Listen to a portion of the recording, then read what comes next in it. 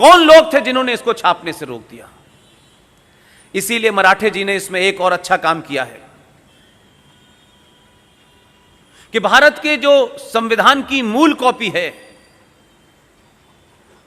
जिस संविधान सभा ने यह संविधान बनाया और उसी संविधान सभा के लोगों ने इस पे यह चर्चा की कि भारत का संविधान, अगर इसके ऊपर हम भारत ना भी लिखें तो कोई भी इस संविधान को हाथ में ले और जैसे ही इसको खोले तो उसको लगे कि यह भारत का संविधान है। इस चर्चा के बाद में बाकायदा एक कमेटी बनी और उस कमेटी ने कहा कि इसमें जहां जहां खाली जगह है, जहां स्पेस है,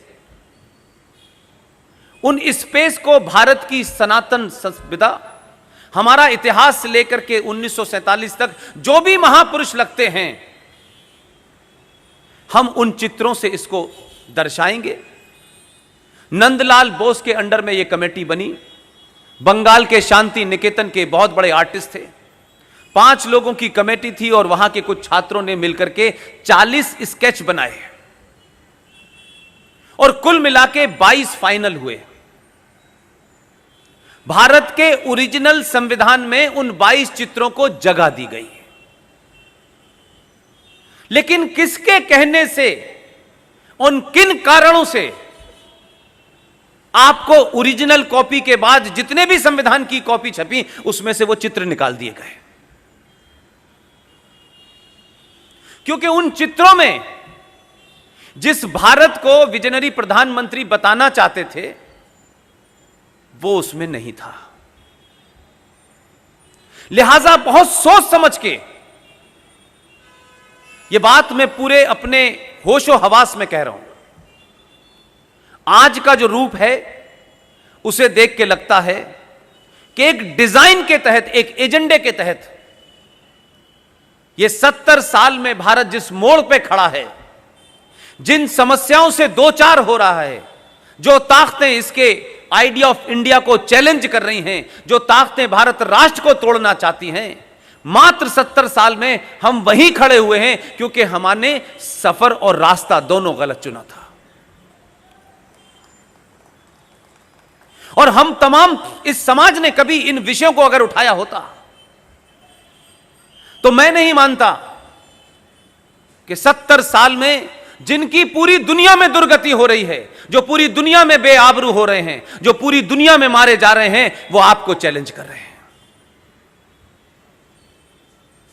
उस ओरिजिनल कॉपी में जो 22 चित्र थे उसमें एक जगह जहां फंडामेंटल ड्यूटीज की बात कही गई है, आपके अधिकारों की बात कही गई है, उसके ऊपर जो स्केच बना हुआ है उसमें भगवान राम, लक्ष्मण जी और हनुमान जी बने हुए हैं।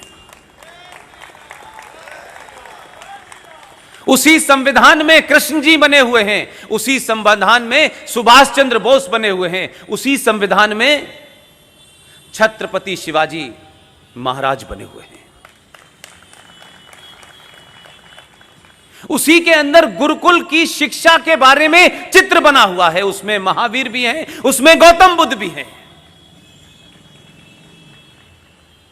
आप थोड़ी देर के लिए सोचिए, चित्र की अपनी ताकत होती है, विजुअल्स की अपनी ताकत होती है। क्यों किसके कहे आज तक पता नहीं चल पा रहा। और मैं जब यह बात सवाल करता हूं तो मेरी छवि यह बन गई है कि कोई एक नई कंट्रोवर्सी होने वाली है, इसलिए मुझे अभी तक जवाब नहीं मिला।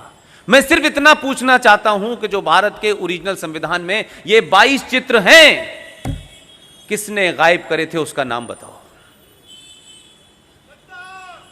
और अगर ये गायब हो गए हैं तो आज भारत में एक ऐसी सरकार है जो कहती है राष्ट्र प्रथम है।